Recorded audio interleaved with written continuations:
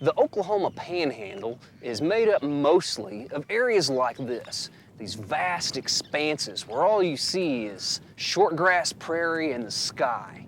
Well, not only is the Panhandle a lot different than the rest of Oklahoma, but when it comes to gardening, there's a major difference between the gardens that are in the towns in the Panhandle and the rural gardens, or the gardens out in the country, out here in the middle of these vast expanses. So as you can imagine, the gardening conditions are going to be a lot tougher because there's a lot more wind. I mean, they're totally wide open, exposed to the high winds that come sweeping down the plain.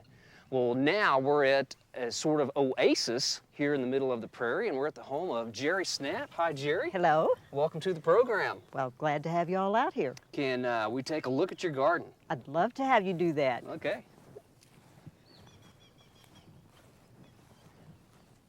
So, Gerri, how do you combat the effects of the high winds out here on the prairie?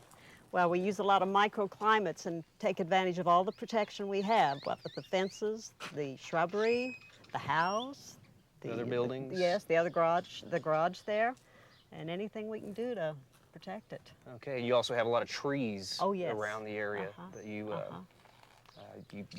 put the water to and keep them alive, Right. keep them growing. Right. Okay. Yes. Well, right here looks like you've taken advantage of another structural part of your home here. Yes, if we get just a small rain, just 20, 30 hundredths, 10 hundredths, why this will funnel in here and fill my rain barrel, which I use to water the azaleas that I have here. Okay. Because they do not like alkaline water. I didn't think I would see any azaleas out here in the Panhandle. And they bloom too. Okay. You got those in containers. Yes, yes. So over the years, I've kind of found those that do the best here. And because when it gets the really hot summertime with the concrete here, they need to be able to withstand the heat. And however, by afternoon, they're protected with these trees. So they get the full day sun that they need, and then by afternoon, they have protection. Another microclimate. Yes, it is. Okay. It certainly is. So you pick the things that handle the heat very Yes. well. Uh-huh. And by putting them in the containers, you don't have to worry about the alkalinity in the soil, in the ground. And the water being drawn away by tree roots and that sort of Okay. thing, because we have a lot of trees and they certainly do draw the water. Okay, so there's also some competition there. Yes, for definitely. that water. Definitely. Okay, and you've got some of these on a little mobile Yes. platform there. That way, if I want to take them somewhere else, I just pull them and wherever I want to put them. Makes a nice little colorful Uh-huh. transportable display. I think this is a really nice combination with the blues and yellows you've got in your barrels, half barrels. Another microclimate. And these are some of the petunias I raised at the wintering at the garage, so that's why they're so large for this time of the year. Normally they wouldn't be that big. Okay, so how do you take care of your large petunias in pots? What do you do with those? These here now? Yeah. Well, mainly I just water them. I do constant feeding of them. And they take lots of water. So you just have to water them every day, twice a day maybe. Just depends on the weather. Okay, and then in the winter? Oh, in the winter they're at the Chevrolet garage, the old Chevrolet garage, and we just keep them there in the windows where they get lots of sun, and they're beautiful. Okay, so you overwinter them in a building, and you don't heat this building? No, that's correct. Okay. You couldn't afford to heat it, so okay. it's just.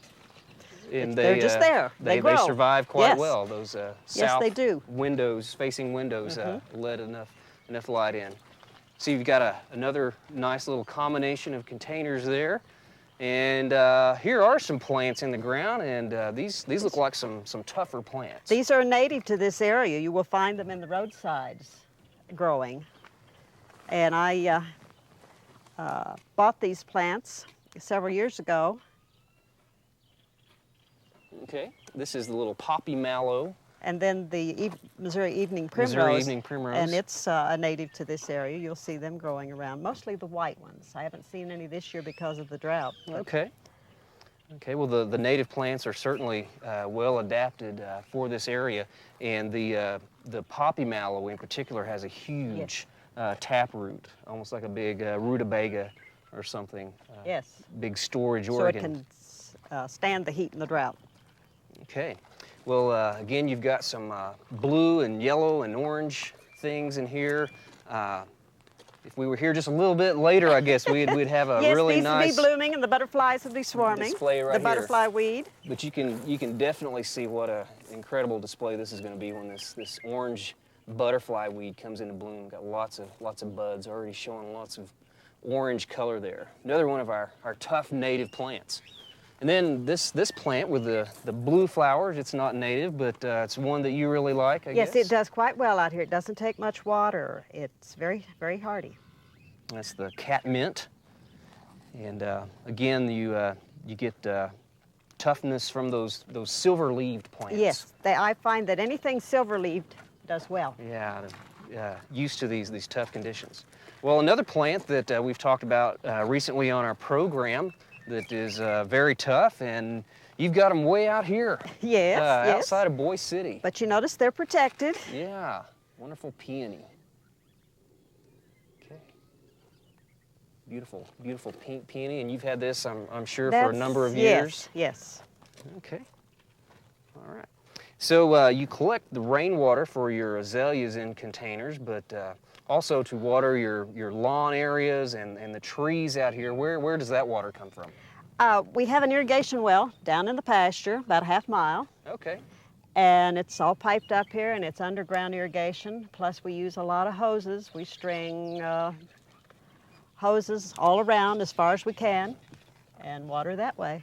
Okay, so you're able to create this green yes, oasis yes, in the middle of the prairie. When the here. winds, you try to water every day that the wind's not blowing. Okay, that's kind of hard to do sometimes. Good practice.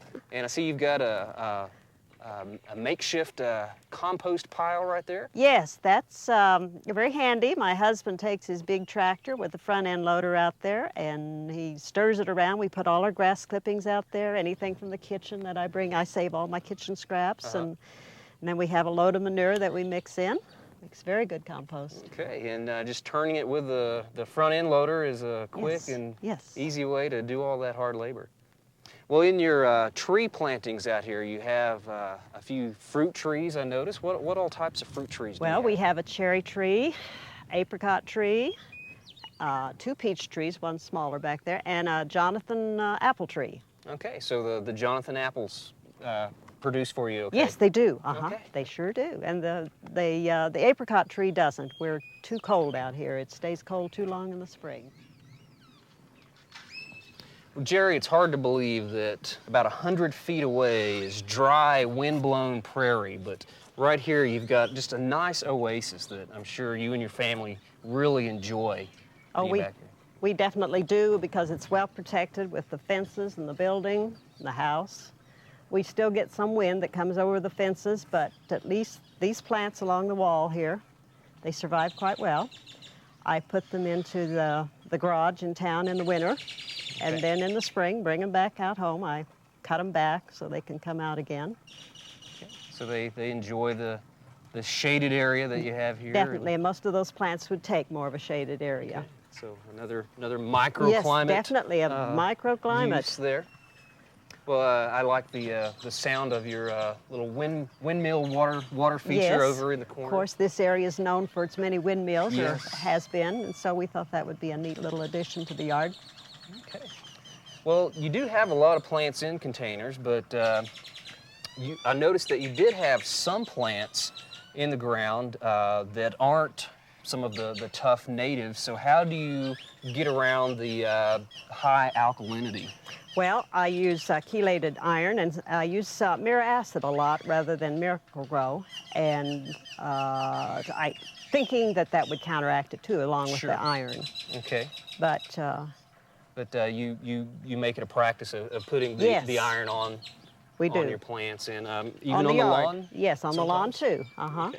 This is a beautiful fescue lawn. I wouldn't have thought that we'd see such a green out here in the middle of the drought. Yeah, so that's true. It's really nice.